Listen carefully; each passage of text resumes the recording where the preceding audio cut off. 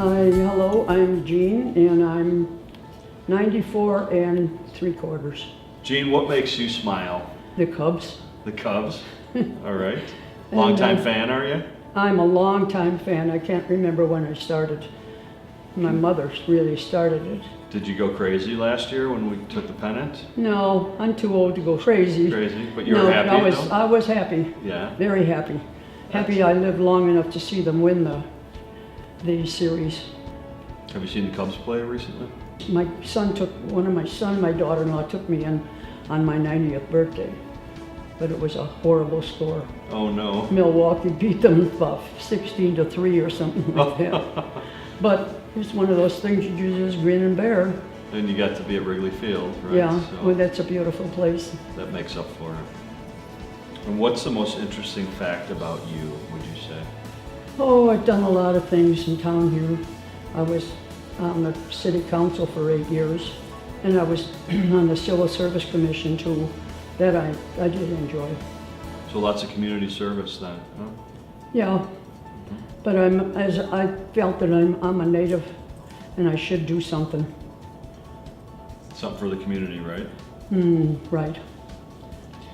Think about the most difficult time in your life. Is there any advice you would give someone going through the same situation?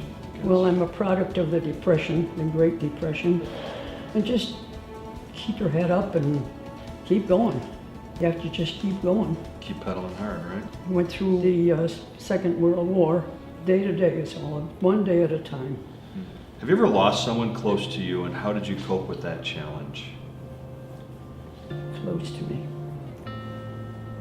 My son, I guess, is the one that I lost. It was but 26 years ago, but it's still fresh. You just have to keep going. My youngest son, it was. I'm sorry to hear that.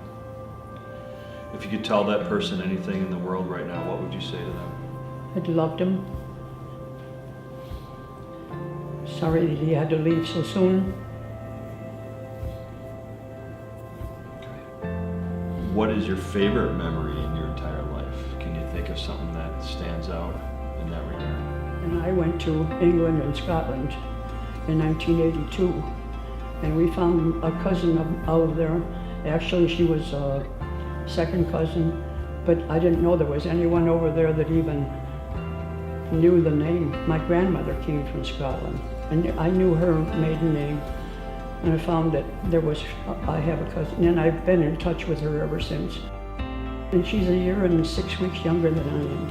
Okay. And she's still living. Good genetics. Good DNA. And she's the last one in her family also. Okay. So you guys keep in touch then? We do. How nice. We don't write anymore, we call. Uh-huh. And next, I'd rather talk to her in person. In person, sure. Well, that's a great story. Gene, what can we do to reduce hatred and prejudice in the world? It's too many people that have to get even. I think that's probably the biggest. You got to get even. Walk away from something. People can't do that anymore. Well, the old golden rule, I guess, of do unto others, is you'd have them do unto you. Pretty simple, right? It's simple. When you think about it that. If they'd stop and think, what would you like that done to you? Probably wouldn't even have any wars, right? No. Right? If everybody thought like that. I think that's probably the one thing I'd say. They say it's the little things in life that matter the most. What are some of these little things in your life? Just everyday living, I guess. Well, I enjoy driving. I've always done that. Do you race cars at all? No. I did drive school bus though Oh, really? for 17 years, Oh, wow. Okay. and that was an experience. Mostly I drove special ed kids, and I prefer them to the so-called normal kids, and because they have a reason for the way they act. The normal ones don't. Good point. Really.